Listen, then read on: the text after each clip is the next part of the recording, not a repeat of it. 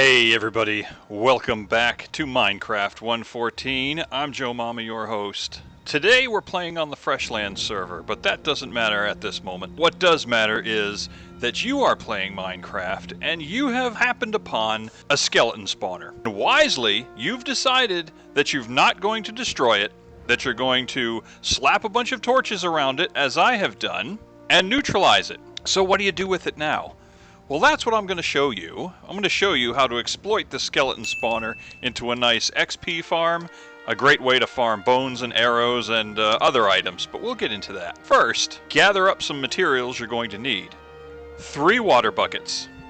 You're going to need, I would say, about half a stack of scaffolding. I mean, you don't necessarily need scaffolding, but it's going to make your life a lot easier. This is 114, so let's exploit it as best we can. You're going to need 4 signs. Doesn't matter what type, a block of soul sand, and I would say a full stack of kelp. This might be one of the harder things to find if you're pretty well landlocked, but once you do find it, it won't be a problem to harvest. Go ahead and grab a full stack of it, and you'll need various blocks, but you'll get those as you dig. So first of all, once you've found your skeleton spawner, you're going to want to excavate an area around it.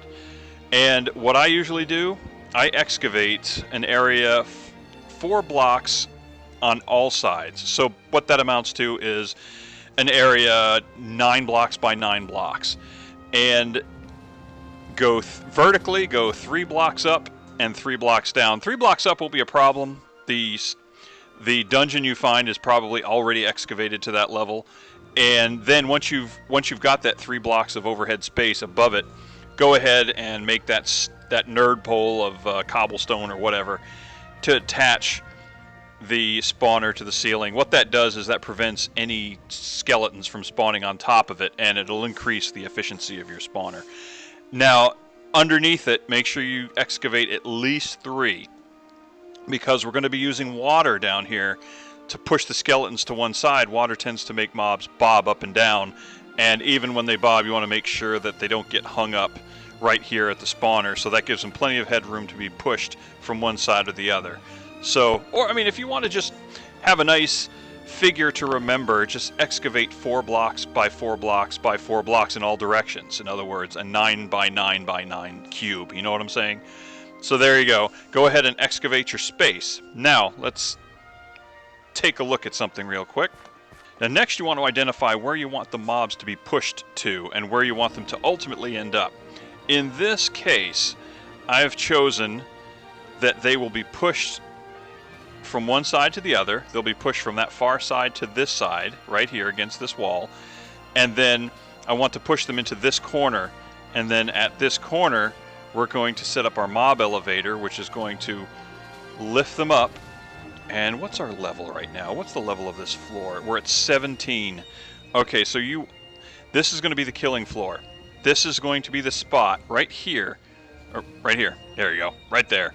This is where I want them to drop, and this is where I will kill them. Now, the way these work is that the mob elevator will lift the mobs to 23 blocks above the killing floor, and it will move them, within 7 blocks, I'd say. So I picked a spot within 7 blocks of this column. This will be a water column. It'll go up 23 blocks, be moved over by water 6 spaces, and then dropped right here. And this is where they will be weakened, and I'll finish them off and collect their items and XP. But the first thing we're going to do is we're going to grab our scaffolding, and then we're going to start to set it up. We are going to make our first column. So let's go ahead and get started. This is where scaffolding is going to make life a whole lot easier. So just, let's see, if we're at 17, then 23 blocks above that is going to be 40. So we want to go to level 40, make sure we got our buckets, make sure we got our water supply. Great. All right, so let's go ahead and we'll make our column, and we'll start digging. And when I get to the top, we'll come back. Oh, by the way, make sure when you dig upward, make sure you put a torch down underneath you, so that if you run into any gravel, that the torch will make it go away.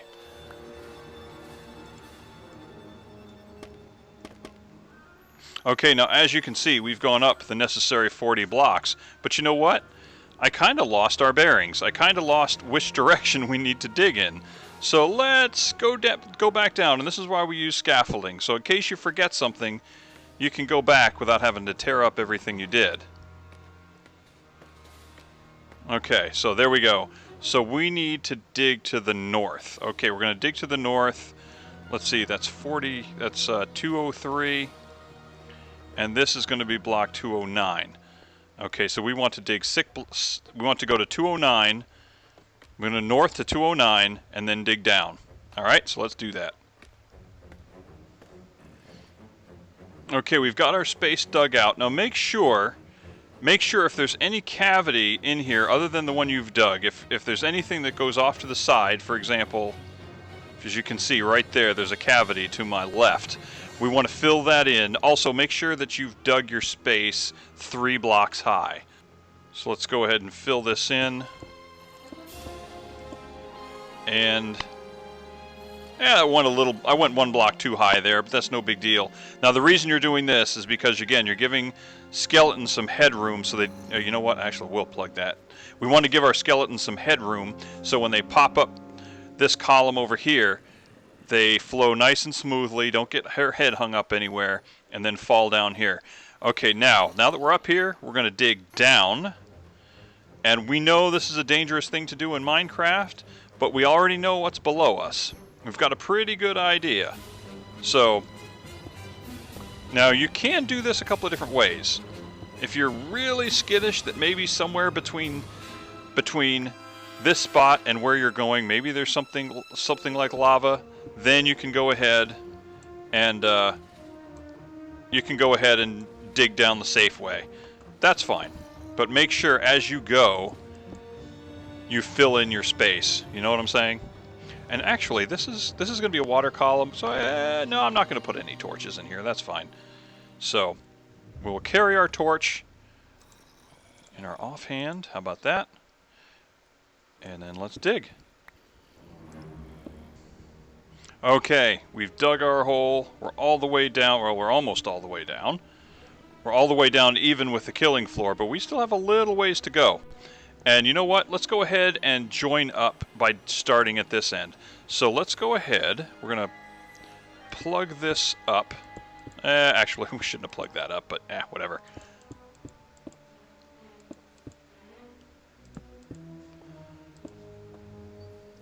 All right. So we know we're going to have the water pushed all the way over to this side. All the mobs will be pushed over to this side. So let's do this. We're going to dig a 2 block deep, actually 3. We're going to make it 3 blocks deep channel all along one side. And we're going to join up. We're going to go through the wall in the direction that we want them to be pushed. And there we go. So we've joined up with our hole there. What is that? Oh, redstone. That's right. I marked it with redstone.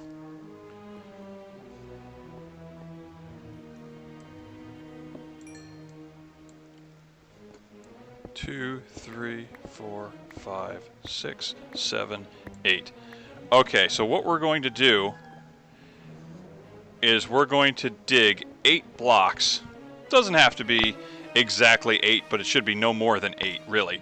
So we're going to dig down 3 blocks. The trench, we're going to extend it down to 3 blocks deep for a distance of about 8 blocks. The 8th block being directly under the hole we just dug. Okay, now that we have our hole, and we know where the water's going to go, because this will be a water column, let's go ahead. We're going to dig down 1 extra hole here. Oh, and we've got lava. Fantastic. Okay, let's go ahead and kill that. We're going to go down the 1 extra hole, but we're going to take 3 of our signs, and they don't have to say anything. Okay, so now we've got a place where the water will be blocked, but skeletons can pass through and be pushed up in here. Okay, so now that we've got our 3 signs in place, let's take our water bucket and use the scaffolding to get back up to the top.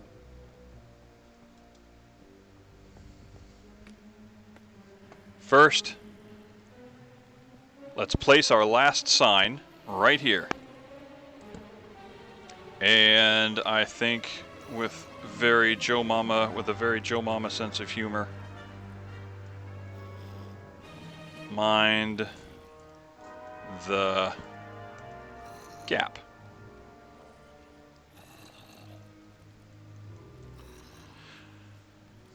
Okay, so we've got our sign that will block the water from going down this hole. We don't want the water to go down. However, we do want that water to be placed right there. That's all you got to do. Place it one block right above the hole. That first block above the hole. The water will flow down the hole, and it will flow this way, and that's what we want. So let's go ahead. Let's head down. Then, notice we've already got our water here, which, ooh, we should have blocked that off, shouldn't we? Okay, so now that we've got our water column, one of the nice little mechanics of 113 is that if we take kelp on water flowing blocks, if you will, not water source blocks, but blocks of water that are flowing, we turn them into water source blocks. So we'll go ahead and we'll climb up this water stack, space barring our way up like you would ascend if you're swimming, and placing kelp the whole way, facing downward. Alright, so now we've just turned that into complete water source blocks. A complete stack of water source blocks. So now what we've got to do, see, this is why you want scaffolding, because you're just going to keep coming up and down. Scaffolding makes it so much easier. Come back down here. Break the kelp, it will float to the top. And we'll place our soul sand, and now that they're water source blocks, all of these will work together to create a bubble column, and this will act as an elevator for the mobs. So pretty awesome. So let's take it on up. We're going to collect up our kelp, go back down. Now we've got one last step to do before we climb this one last time. So, we want water to be our last step because water makes things difficult. So what we're going to do, I'm going to talk you through it before we actually do it, because when I do it, we're going to have to do it with a purpose.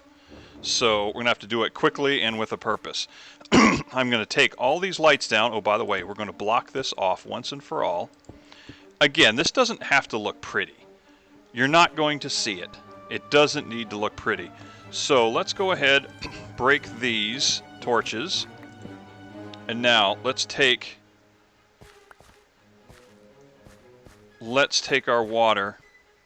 And you're going to have... Oh, can I not pick those up? Yeah, there we go. Take one. Oh, I hear slime. Two. And that, make sure you space them apart with one space in between them. That way now you have this infinite water source block that you can pull from. And meanwhile, I'm fighting the current here. It's a trick. And now use that to just completely cover this wall with water.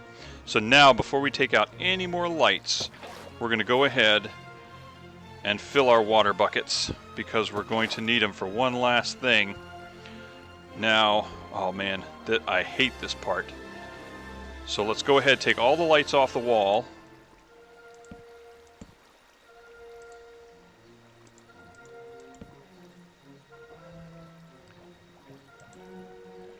Okay, and then we're going to very quickly remove these torches, making this thing live, and we're going to head up the column, and we're going to head back down, so let's be very careful.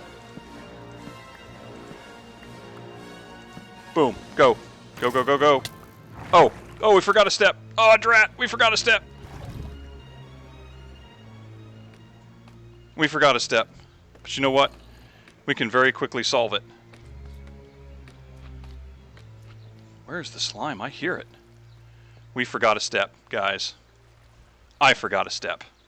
We're going to fix that. And that step is